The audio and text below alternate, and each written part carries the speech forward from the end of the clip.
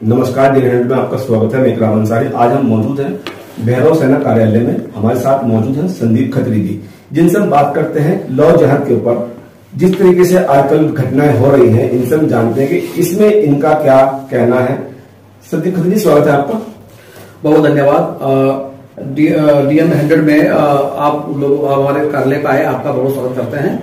और जैसे कि पहले भी आपने कई मुखर मुद्दे उठाए हैं और उन्हीं मुद्दों में आज आपने लव जिहाद के ऊपर हमसे पूछा है, तो हम तो आपसे ये कहेंगे लव जिहाद इस समय जो है एक ऐसा वायरस बनकर उत्तराखंड में इस समय पनप रहा है कि जिसका समय रहते इंतजाम करना बहुत आवश्यक है। जिस तरीके से आए दिन घटनाएं आ रही हैं, इसमें आप क्या मानते हैं कि एक ही आदमी पे आरोप लगते हैं या अलग अलग आदमी पे? इसमें समुदाय की बात करें, सभी समुदाय का ये बात आती है, तो आप उसको किस तरह से, किस नजर से देखते हैं?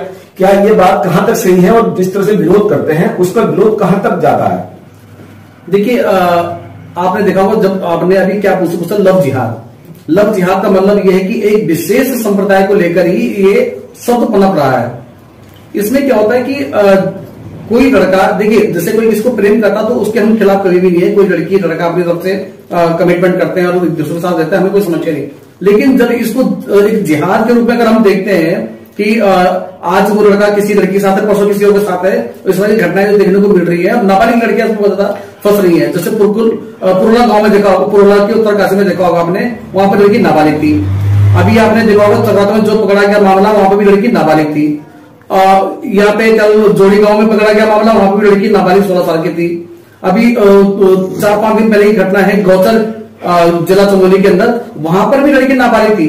तो इसमें जो समझदार पढ़ी लिखी लड़कियां हैं, जो मतलब 18 साल से ऊपर की लड़कियां, वो इस मामले में कम फंस रही हैं। और जो छोटी उम्र की लड़कियां हैं, मतलब 12 से लेकर और 16 साल की 20 की लड़कियां, वो इस समय इस तरह के मतलब प्रकरण में ज्यादा नजर आ रही है लोगों को।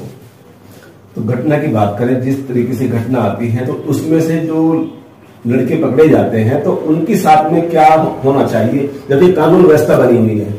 देखिए, कानून व्यवस्था के अंदर ही उन पर कार्रवाई होगी। चाहे जब आक्रोश होता है किसी का भी, मान लो कहीं पर कोई घटना घटती है, कहीं पर कोई आपने देखा कोई एक्सीडेंट कहीं पर कुछ होता है, तो जो व्यक्ति एक्सीडेंट करने वाला होता है उसका हम नाम नहीं पूछते कौन है क्या है। पहले उस व्यक्ति के खिलाफ जो है, जिसको चोट लगी है, उसको पहले हम हॉस्पिटल भेजते हैं और जिसने किया है उसको थोड़ा डांटते डपटते हैं या 2-4 हाथ भी रखते हैं।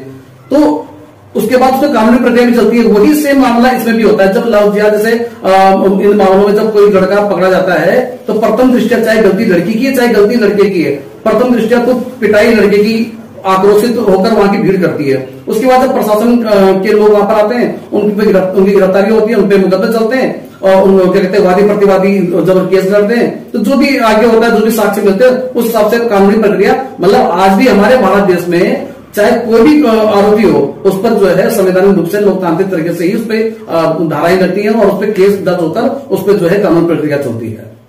जिस तरीके से देखा जाए कि एक दूसरे लोग सब दूसरे समुदाय में शादी करते हैं, शादी का प्रस्ताव भी रखा जाता है, लेकिन जब कानून में प्रस्ताव रखा जाता है तो उस पर विरोध क्यों होता है? देखिए, ऐसा होता है कि ये जो शादियां होती है ना, अगर 2 संप्रदाय के बीच में होती है तो इसे स्पेशल मैरिज एक्ट के अंतर्गत किया जाता है। अगर स्पेशल मैरिज एक्ट के अंतर्गत नहीं किया जाता है तो वो शादी जो है, आज हमारे उत्तराखंड में धर्मांतरण कानून लागू हो चुका है, तो वो शादी यहाँ पे अवैध मानी जाएंगी। यदि किसी को भी शादी इस तरह की करनी है, कोई लड़का किसी हिंदू लड़की को पसंद करता है या कोई हिंदू लड़का किसी मुस्लिम लड़की को पसंद करता है, तो उसके लिए प्रावधान बना है। क्या कहते हैं, सिटी मजिस्ट्रेट के पास जाके या डीएम के पास जाकर एक प्रार्थना पत्र दें वकील के माध्यम से, और वहां पर अप्रूवल लेकर शादी कर सकता है। लेकिन अगर वो जानबूझकर लड़की को प्रताड़ित कर उसको जो है बहलाता फुसलाता है, शादी करता है, उसका धर्मांतरण करता है, कन्वर्जन करता है, तो वो बिल्कुल अवैध है। इसका हम सभी लोग विरोध करते हैं। दूसरी बात यह है, अगर समुदाय की बात करें, जबकि अगर कोई एप्लीकेशन लगाता है शादी के लिए, तो उसमें धर्मों की बात आती है।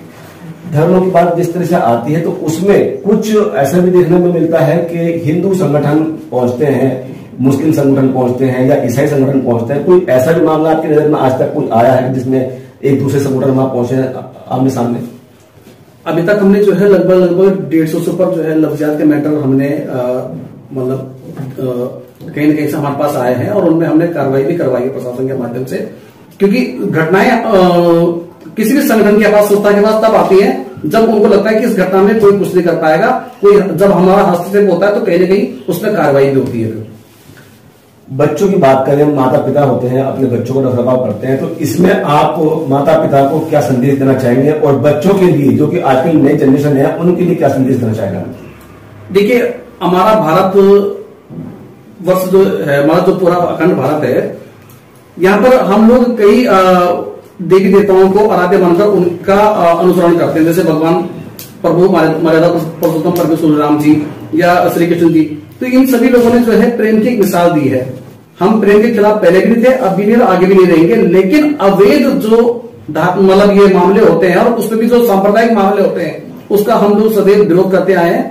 भारत सरकार यहाँ पे लोकतंत्र चलता है और यहाँ पर शादी ब्याह के लिए भी एक सरकार ने एक उम्र तय की हुई है। लड़की की उम्र कम से कम 18 साल होनी चाहिए जबकि जब वो बालिग होती है, और लड़की की उम्र 21 साल होनी चाहिए। लेकिन अगर इससे नीचे का कहीं का मामला आता है तो उसको जो है माँ बाप की मर्जी के बगैर किया जाने वाला मामला उसको मानते हैं।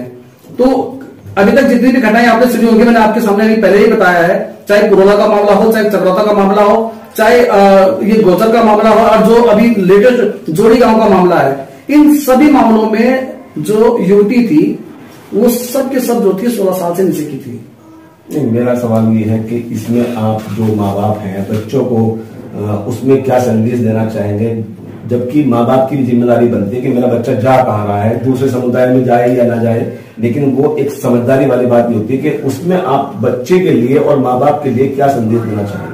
मैं माँ बाप को यही कहूंगा कि अपने बच्चों को घर से ही संस्कार दे के निकले, ताकि वो कोई भी काम करे उसकी पारदर्शिता होनी बहुत आवश्यक है। और घर में इस तरह का माहौल ना बने कि बच्चों को बाहर जाकर प्रेम ढूंढना पड़े, क्योंकि जब बच्चों को घर में प्रेम नहीं मिलता है तभी जाके वो बाहर जाके प्रेम ढूंढते हैं, और जिससे भी उनको प्रेम मिलता है, चाहे वो अच्छा आदमी है चाहे वो बुरा आदमी है, वो उसको एक्सेप्ट करते हैं। तो कहीं ना कहीं इस तरह की घटनाओं के लिए ये बहुत बड़ा कारण है। मैं माँ बाप से कहूंगा कि कम से कम अपनी जो बेटियां हैं या जो उनके बेटे हैं उन पर विशेष ध्यान दें युवा अवस्था में, ताकि वो जो है गलत राह पर जाने से, भटकने से जाने से बचे।